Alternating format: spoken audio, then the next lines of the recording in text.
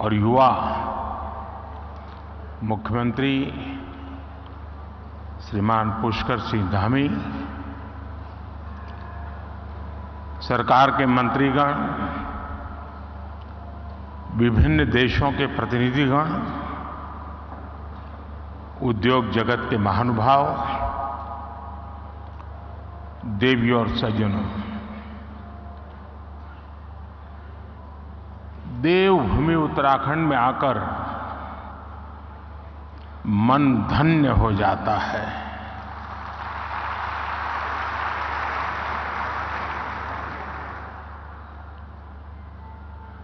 कुछ वर्ष पहले जब मैं बाबा केदार के दर्शन के लिए निकला था, तो अचानक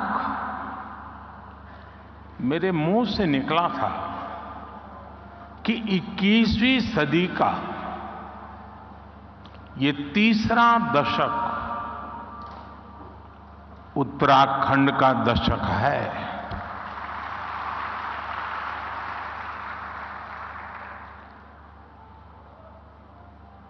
और मुझे खुशी है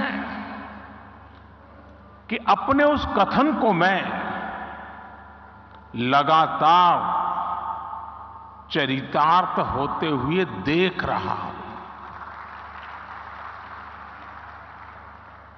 आप सभी को भी इस गौरव से जुड़ने के लिए, उत्तराखंड की विकास यात्रा से जुड़ने का एक बहुत बड़ा अवसर मिल रहा है। बीते दिनों उत्तरकाशी में टनल से हमारे श्रमिक भाइयों को सुरक्षित निकालने का जो सफल अभियान चला, उसके लिए मैं राज्य सरकार समेत सभी का विशेष तौर पर अभिनंदन करता हूं। साथियों, उत्तराखंड वो राज्य है जहां आपको डिविनिटी और डेवलपमेंट दोनों का अनुभव एक साथ होता है। और मैंने तो उत्तराखंड की भावनाओं और संभावनाओं को निकट से देखा है, मैंने उसे जिया है, अनुभव किया है। एक कविता मुझे याद आती है जो मैंने उत्तराखंड के लिए कही थी। जहां अंजुलि में गंगा जल हो, जहां अंजुलि में गंगा जल हो, जहां हर एक मन बस निश्चल हो, जहां गांव-गांव में देशभक्त, जहां नारी में सच्चा बल हो, उस देवभूमि का आशीर्वाद लिए मैं चलता जाता हूं। इस देवभूमि के ध्यान से मैं सदा धन्य हो जाता हूं। हाय भाग्य मेरा, सौभाग्य मेरा, मैं तुमको शीश नवाता हूं। साथियों, सामर्थ्य से भरी ये देवभूमि निश्चित रूप से आपके लिए निवेश के बहुत सारे द्वार खोलने जा रही है। आज भारत विकास भी और विरासत भी जिस मंत्र के साथ आगे बढ़ रहा है, उत्तराखंड उसका प्रखर उदाहरण है। साथियों, आप सभी बिजनेस की दुनिया के दिग्गज हैं और जो बिजनेस की दुनिया के लोग रहते हैं वो जरा अपने काम का स्वॉट एनालिसिस करते हैं। आपकी एकदम कंपनी की ताकत क्या है, कमजोरी क्या है, अवसर क्या है, चुनौतियां क्या है, और आप उसका आकलन कर करके अपनी आगे की रणनीति बनाते हैं। एक राष्ट्र के रूप में आज हम भारत को लेकर ऐसी ही स्वॉट एनालिसिस करें तो क्या पाते हैं? हमें चारों तरफ aspirations, hope, self confidence, innovation और अपॉर्चुनिटी ही दिखेगी। आपको आज देश में पॉलिसी ड्रिवन गवर्नेंस दिखेगी। आपको आज पॉलिटिकल स्टेबिलिटी के लिए देशवासियों का मजबूत आग्रह दिखेगा। आकांक्षी भारत आज अस्थिरता नहीं चाहता, वो स्थिर सरकार चाहता है। हाल में हुए विधानसभा चुनाव में भी हमने ये देखा है, और उत्तराखंड ने लोगों ने पहले ही करके दिखाया है। जनता ने स्थिर और मजबूत सरकारों के लिए जनादेश दिया है। जनता ने गुड गवर्नेंस के लिए वोट दिया, गवर्नेंस के ट्रैक रिकॉर्ड के आधार पर वोट दिया है। आज भारत और भारतीयों को दुनिया जिस उम्मीद और सम्मान से देख रही है, और अभी सभी उद्योग जगत के लोगों ने इस बात का जिक्र भी किया, हर भारतीय एक दायित्व के रूप में इसे ले रहा है। हर देशवासी को लगता है कि विकसित भारत का निर्माण उसकी अपनी जिम्मेदारी है, हर देशवासी की जिम्मेदारी है। इसी आत्मविश्वास का परिणाम है कि कोरोना महासंकट और युद्धों के संकट के बावजूद भारत इतनी तेजी से विकसित हो रहा है। आपने देखा है कि कोरोना वैक्सीन हो या फिर इकोनॉमी पॉलिसीज, भारत ने अपनी नीतियां, अपने सामर्थ्य पर भरोसा किया। उसी कारण आज भारत बाकी बड़ी अर्थव्यवस्थाओं की तुलना में अलग ही लीग में दिखता है। राष्ट्रीय स्तर पर भारत की इस मजबूती का फायदा उत्तराखंड समेत देश के हर राज्य को हो रहा है। साथियों, इन परिस्थितियों में उत्तराखंड इसलिए भी विशेष हो और स्वाभाविक हो जाता है क्योंकि यहां डबल इंजन सरकार है।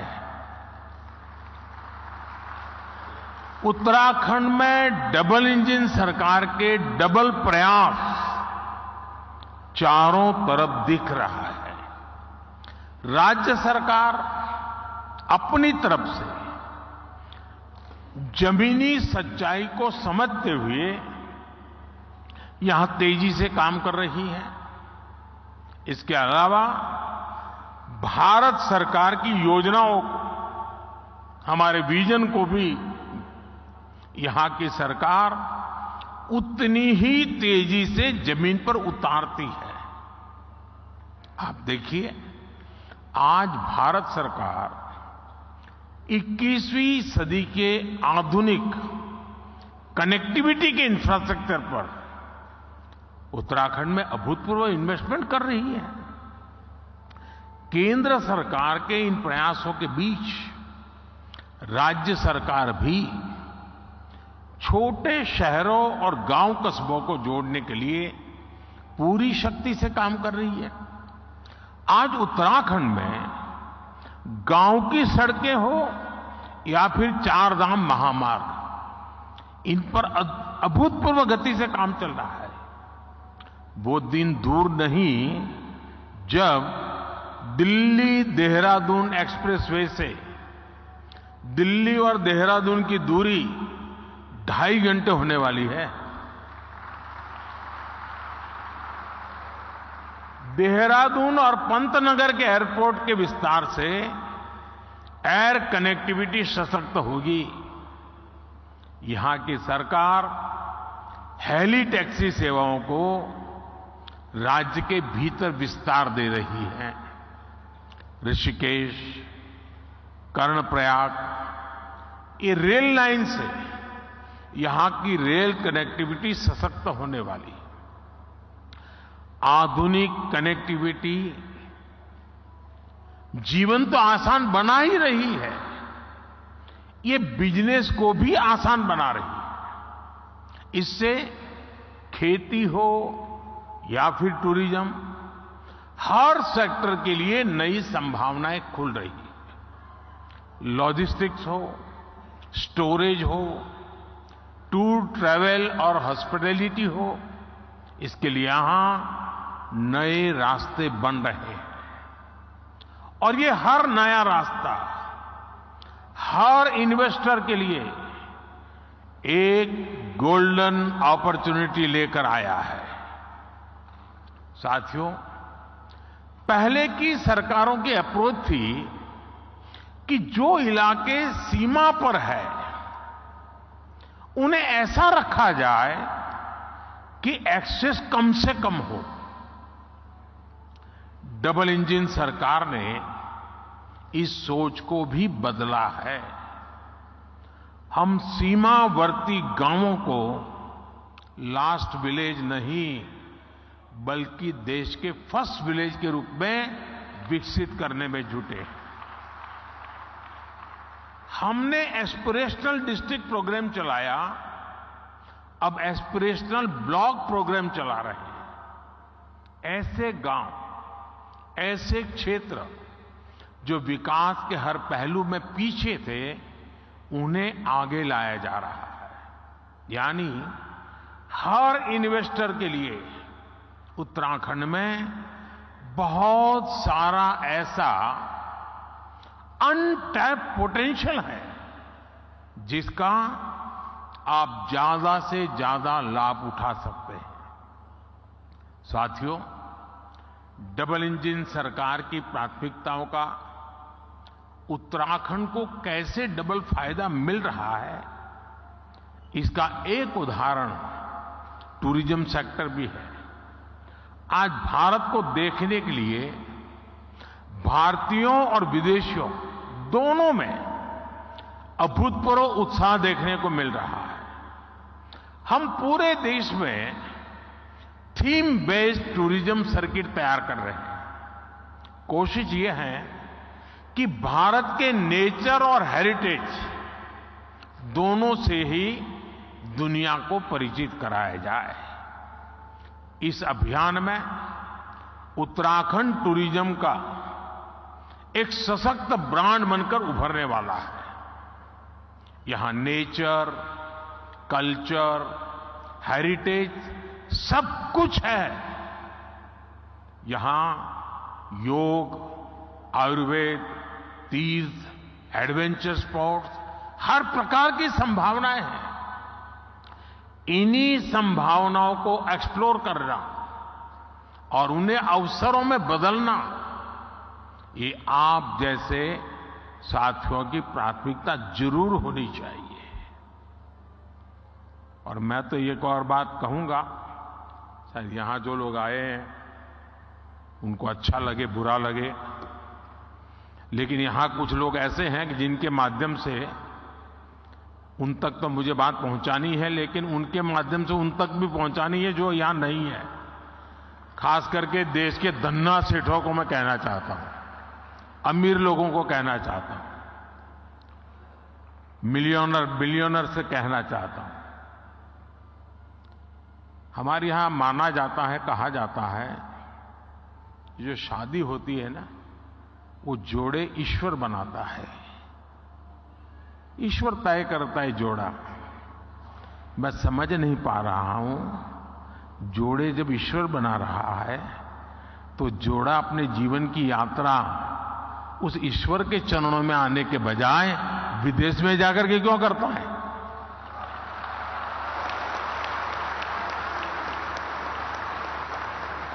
और मैं तो चाहता हूं मेरे देश के नौजवानों को, मेक इन इंडिया जैसे है ना, वैसे ही एक मूवमेंट चलना चाहिए, वेड इन इंडिया। शादी हिंदुस्तान में करो। ये दुनिया के देशों में शादी कर ले, ये हमारे सारे धन्ना सेठ आजकल फैशन हो गई है। यहां कई लोग बैठे होंगे, अब नीचे देखते होंगे।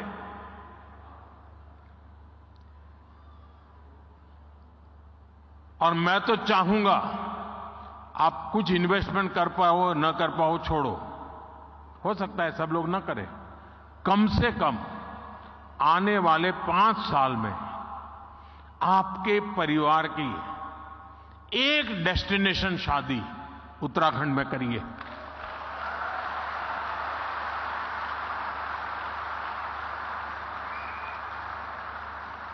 अगर एक साल में 5,000 भी शादियां यहां होने लग जाए ना, नया इंफ्रास्ट्रक्चर खड़ा हो जाएगा दुनिया के लिए, ये बहुत बड़ा वेडिंग डेस्टिनेशन बन जाएगा। भारत के पास इतनी ताकत है, मिलकर के तय करे कि ये करना है, हो जाएगा जी, इतना सामर्थ्य है।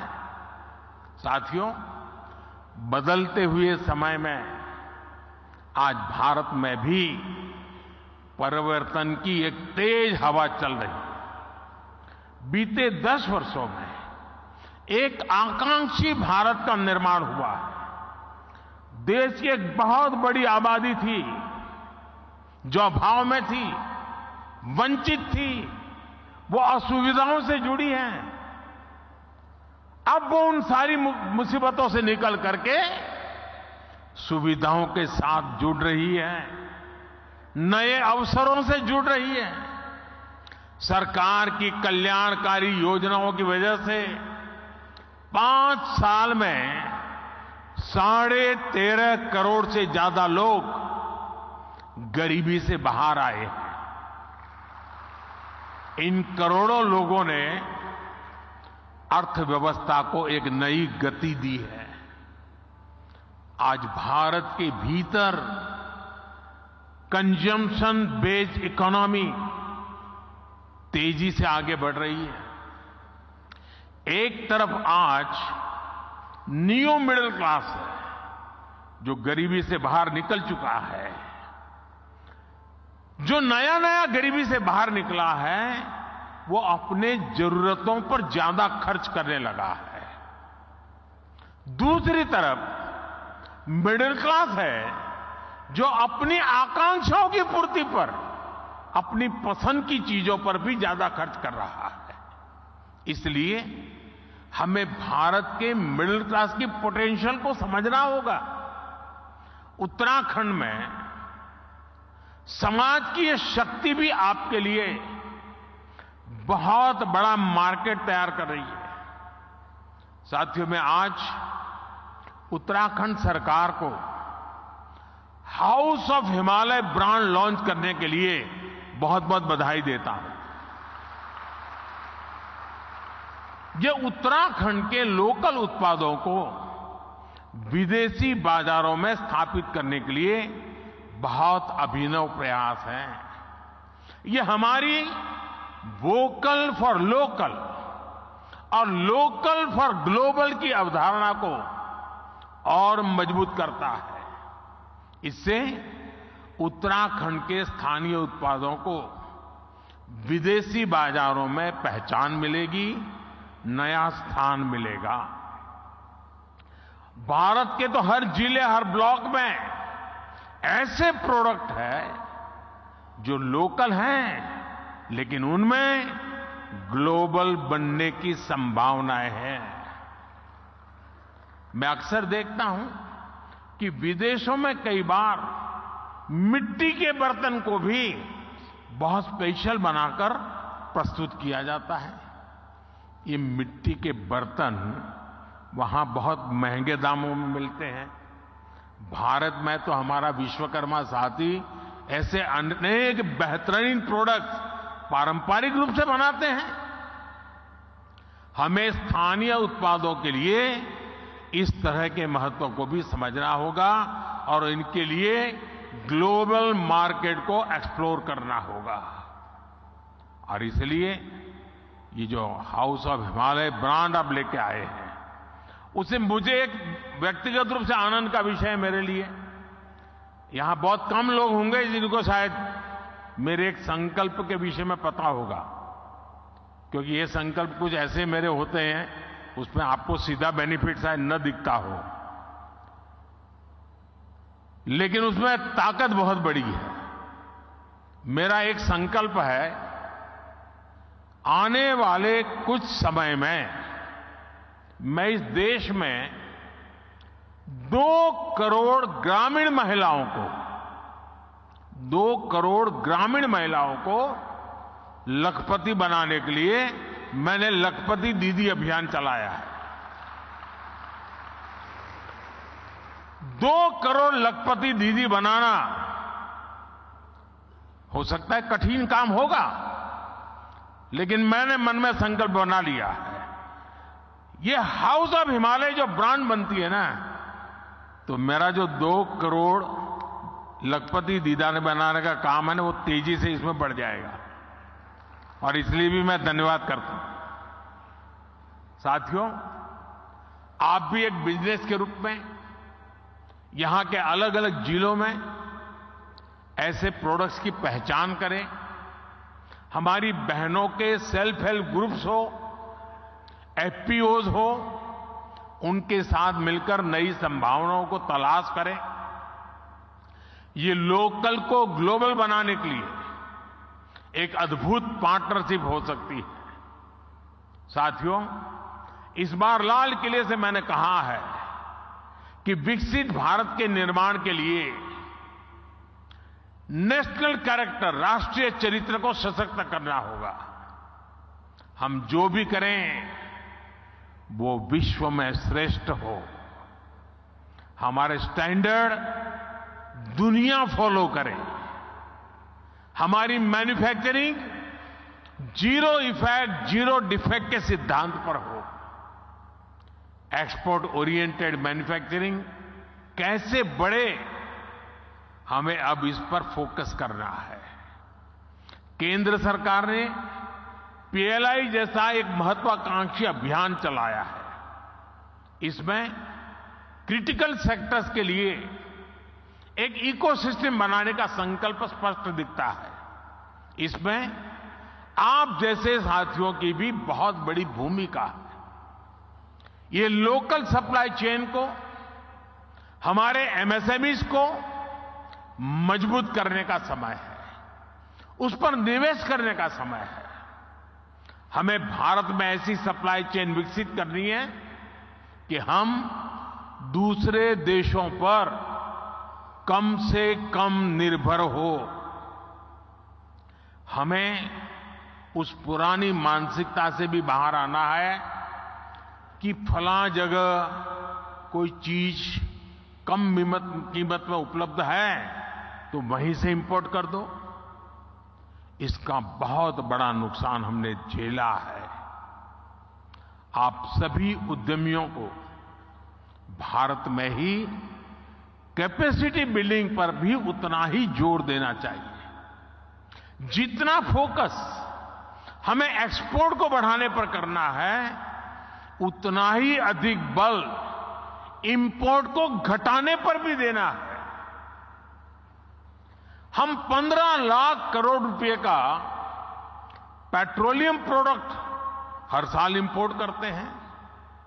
कोयला प्रधान देश होते हुए भी हम 4 लाख करोड़ का कोयला हर साल इंपोर्ट करते हैं। पिछले 10 वर्षों में देश में दलहन और तिलहन इसके इंपोर्ट को कम करने के लिए अनेक प्रयास हुए हैं, लेकिन आज भी देश को 15,000 करोड़ रुपए से ज्यादा की दालें बाहर से इंपोर्ट करनी पड़ रही है। अगर भारत दाल के मामले में आत्मनिर्भर होगा तो ये पैसा देश के ही किसानों के पास जाएगा। साथियों, आज हम न्यूट्रिशन के नाम पर, और मैं तो देखता हूं किसी भी मिडिल क्लास फैमिली के यहां भोजन के लिए चले जाइए, उसके डाइनिंग टेबल पे भांति भांति की चीजें पैकेट पड़े होते विदेशों से आए हुए, और वो पैकेज फूड का इतना फैशन बढ़ते हुए मैं देख रहा हूं, जबकि हमारे देश, और उस पर लिख दिया कि प्रोटीन रिच है, खाना शुरू, आयरन रिच है, खाना, कोई इंक्वायरी नहीं करता, बस लिखा है, हो गया, और मेड इन फलाना देश है, बस मारो थप्पा। अरे हमारे देश में मिलेट से लेकर